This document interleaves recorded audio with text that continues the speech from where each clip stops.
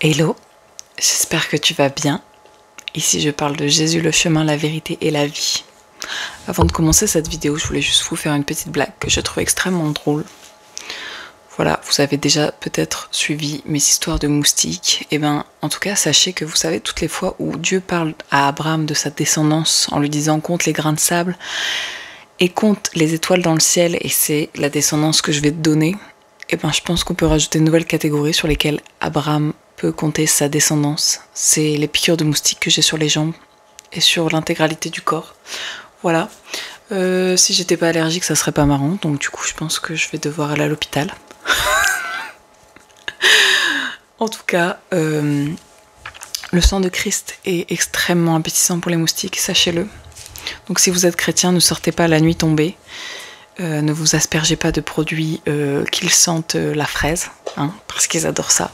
Et bref, et vous voyez, si je suis en train de me gratouiller dans toutes les vidéos, c'est parce que vous n'avez pas idée de l'état de mes jambes. Bref, voilà, ça c'était la petite anecdote pour vous faire rigoler. Ensuite, je voulais vous partager que ma pensée du moment, c'est que il y a 2 jours, quand je suis allée chez mon amie dont je parlais dans une des vidéos, pour aller chez elle, en fait, il faut prendre une montée. Déjà, il faut garer sa voiture dans un parking et puis il faut prendre une montée comme ça. Et en fait, il y a 2 passages. Et en fait, je me suis souvenu en allant chez elle que la route qui mène à chez elle, c'est pas les grands escaliers propres et corrects, tu vois. Parce que j'ai commencé à monter les escaliers et je suis arrivée au milieu des escaliers et je voyais sa maison en contrebas avec aucun accès. Donc je me suis dit, ah oui, c'est vrai que c'était pas comme ça qu'il fallait passer. En fait, juste à côté des escaliers, dans un petit coin, il y a un tout petit chemin étroit, rocailleux, vraiment qui donne pas envie. Et en fait, c'est là, la route pour aller chez elle. Et donc tout de suite, ça m'a exhorté, ça m'a rappelé le passage dans Matthieu 7 à partir du verset 13. Entrez par la porte étroite. En effet, large est la porte, spacieux est le chemin menant à la perdition. Il y en a beaucoup qui entrent par là. Mais étroite est la porte, resserrée est le chemin menant à la vie. Et il y en a peu qui les trouvent. Voilà, je voulais te dire que si tu es dans une saison où tu as l'impression de passer pour un fou furieux avec ta foi, parce que les gens autour de toi, ils ne comprennent rien à ce que tu vis. Peut-être tu es isolé en tant que chrétien, peut-être que tu n'as pas l'occasion d'avoir une communion fraternelle, ou peut-être l'ennemi a réussi à t'isoler et en te faisant croire que la communion fraternelle c'était pas important, que te trouver des frères et sœurs chrétiens c'était pas important. Bref, je connais pas ta situation, mais je connais ma situation et je sais que ma situation, elle est en écho à beaucoup de personnes qui suivent cette chaîne. Donc c'était une petite exhortation à te dire que oui, tu vas te sentir seul sur cette route.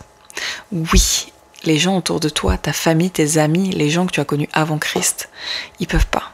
Ils peuvent pas comprendre tout ce que tu vis, ils peuvent pas avancer là où tu avances, et plus tu te rapproches de Dieu, plus ce chemin est étroit. C'est pas facile. C'est pas facile. Mais voilà, je voulais juste te dire que Dieu est avec toi et que sa parole est une lampe à tes sentiers, vraiment sur ton sentier, vraiment pas après pas, continue d'avancer. Continue de glorifier le Seigneur, continue de lui rendre grâce pour ce qu'il fait dans ta vie ou ce qu'il fait pas dans ta vie. Remercie-le même dans les épreuves. Et continue à louer son nom parce qu'il est fidèle. Nous, le problème, c'est qu'on on voit ça. Tu vois, on a ça de l'image. Et lui, il a la grande picture, tu vois. Il voit ta vie du début à la fin. Et il sait exactement où il t'emmène. Et en fait, voilà, genre juste lui faire confiance. C'est la meilleure louange que tu peux lui donner en ce moment. Si t'es dans les difficultés, continue à le louer, continue à le remercier. Merci Seigneur pour ce que tu fais dans ma vie. Merci parce que j'ai encore le souffle de vie. Merci parce que aujourd'hui j'ai eu à manger à ma faim, aujourd'hui j'ai eu un toit sur la tête, aujourd'hui j'ai pu rire. Bref, il y a forcément une chose dans ta vie dans laquelle tu peux te réjouir. Et ben commence à reconnaître les petites choses dans lesquelles tu peux te réjouir si tu n'arrives pas à te réjouir pour les grandes. Mais commence à rendre grâce à Dieu pour ce qu'il t'a donné. Voilà, je vais prier en tout cas. Seigneur mon Père, merci pour ta grâce, merci pour la personne qui est en train de regarder cette vidéo, Seigneur. Moi je connais pas les situations, mais toi Père tu les connais.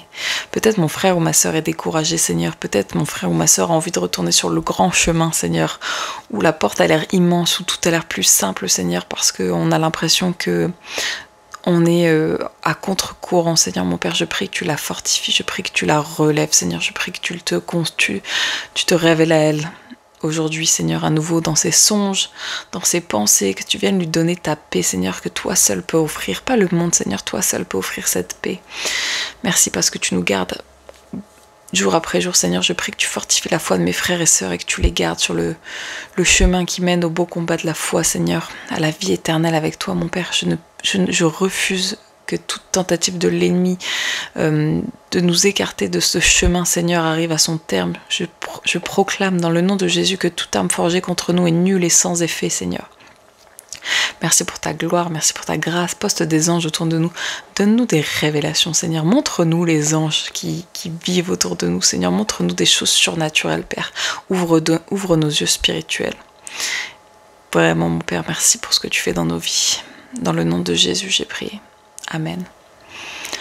Sois béni. Jésus t'aime tellement, tellement, tellement.